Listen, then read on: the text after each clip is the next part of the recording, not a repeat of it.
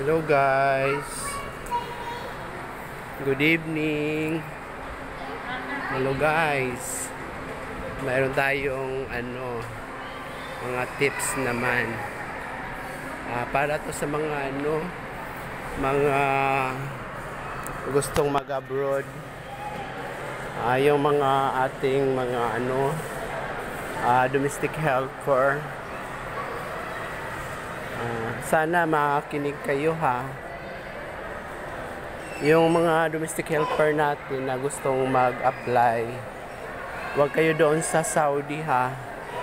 Huwag sa Jeddah, huwag sa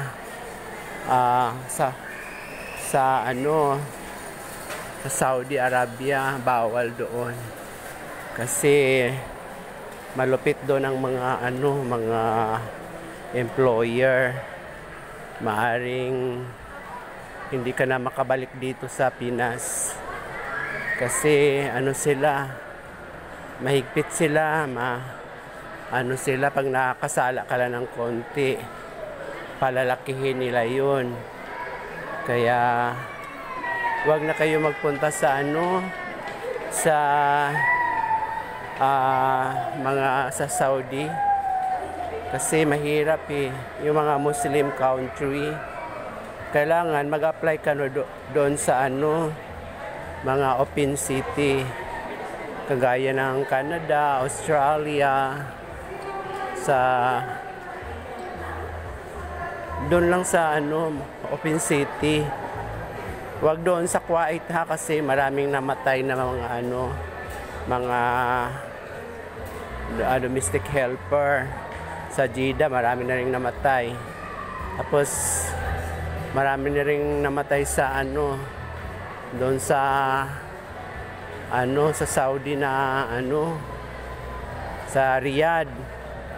Delikado 'yun. Mahigpit sila doon. Kasala ka lang ng konti, wala na, palakihin lang nila 'yun. Kaya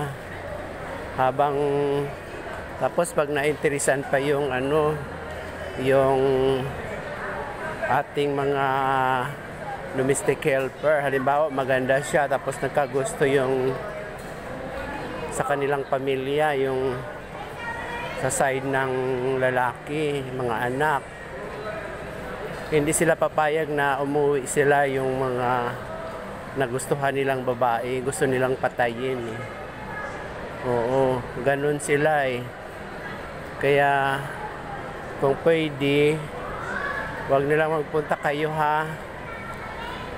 Payo ko lang sa inyo mga domestic helper, kung gusto niyo mag-abroad sa ibang lugar na lang.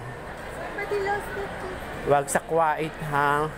Wag sa Riyadh, wag sa Muslim country. Delikado talaga. Kaya magkunting pagkakamali mo lang,